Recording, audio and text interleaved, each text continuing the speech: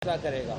आइन बिल्कुल वाज़ेह है कि पार्लिमानी पार्टी ने फैसला करना है कि वो किधर जाएंगे, क्या होगा, और यही एक पॉलिटिकल पार्टीज़ के अंदर जमहूरियत की बुनियाद फराहम करेगा।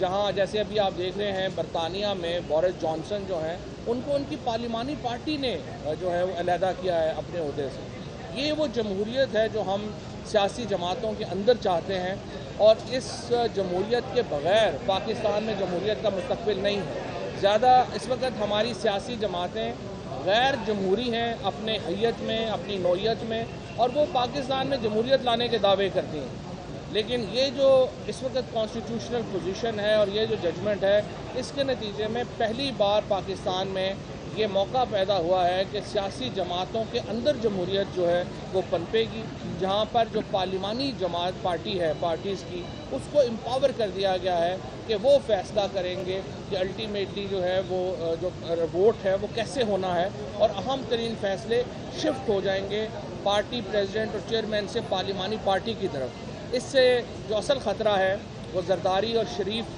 ख़ानदान की, और जो ANP के लोग हैं जिन्होंने एक ख़ानदानी बादशाहतें बना लिया है पार्टीज़ को, उनको लाहक है।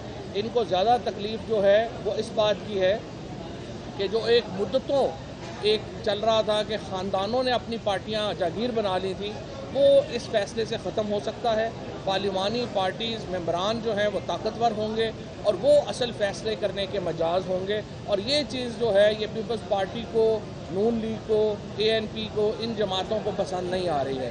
सो मुझे उम्मीद है कि जमहूरियत का फतह होगी, पॉलिटिकल पार्टीज़ की फतह होगी, पार्लिमानी पार्टी की फतह होगी, और इंशाअल्लाह ये जो एक अक़लियत को पंजाब में इक़्तिदार मिला है, आज इंशाअल्लाह उसका आखिरी दिन होगा। हमें ये पूरी उम्मीद है सुप्रीम कोर्ट के फैसले साहब ये बताएं कि रियासत गोंदल साहब को कहूँगा कि सुप्रीम कोर्ट बार का मौक़िफ़ जो है वो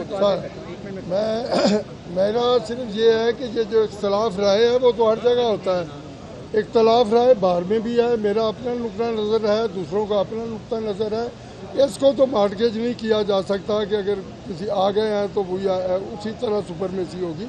किसी एक फ़र्द की सुपरमेसी नहीं है, सबका अपना है। और जो मैंने बातें इससे पहले भी की हैं और आज भी मैं ये कह रहा हूँ कि we all should respect the courts.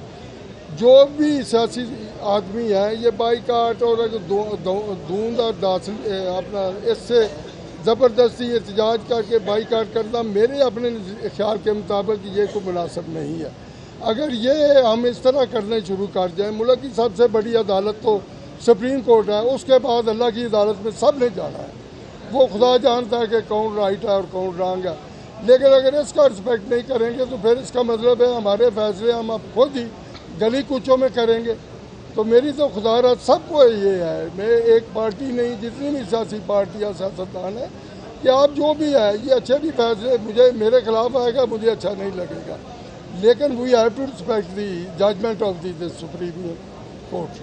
साहब ये बताइएगा कि बरतानिया की मिसाल दी है, वहाँ पर तो DCP होता है, पाकिस्तान में DCP होता है, मुमासलत तो नहीं बनती ना बरतानिया और पाकिस्तान की? नहीं, बहुत मुमासलत बनती है। DCP होता है, फंडामेंटल जो फैसला है वो किसने करना है। वो जैसे बोरिस जॉनसन को फंडामेंटल फैसला है कि उनकी सीट से हटा दिया गया, वो पार्लिमानी पार्टी ने फैसला किया।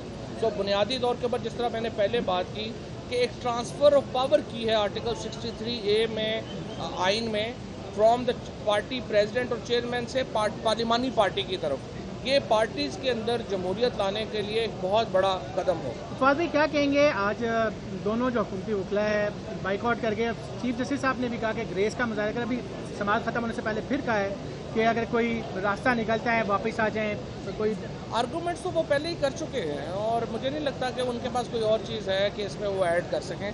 बस अब सारे आर्गूमेंट्स हो चुके हैं। हम तो रिक्वेस्ट करेंगे सुप्रीम कोर्ट से कि वो फैसला जो है वो अपना सुनाएं और इसके ऊपर आगे बढ़ें। अगर कोई आना चाहता है आ जाए, नहीं आना चाहता ना आए। ये कोई ऐसा पॉलिटिकल फोरम तो है नहीं कि जिसमें आपने बाइकआउट करना है या नहीं करना। नहीं आना तो लिख देंगे, थैंक यू सर, बहुत शुक्रिया।